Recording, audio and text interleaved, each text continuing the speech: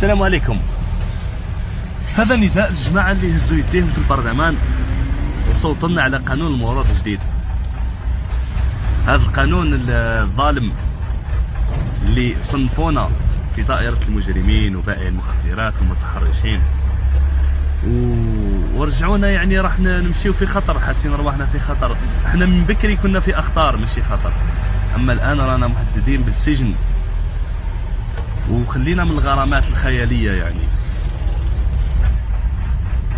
كيفاش يعني انت راقد في الدار وانني في الصحراء نطايش، والله راني في اقصى الجنوب اقصى الشمال اقصى الشرق، نوصل لك في المواد الغذائية ونوصل لك في مواد البناء. سائق هذا راهو شريان الاقتصاد في الجزائر.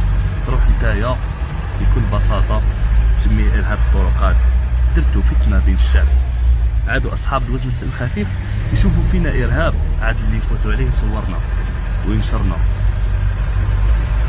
وهذا نداء اخر للسائقين، اي واحد جماعة لابان جماعة الستارن، شوف الطريق اللي رانا نمشيو فيها، شوف التعب اللي راك تتعب فيه، ومن بعد شوف النتيجة كيفاه تصنفتها.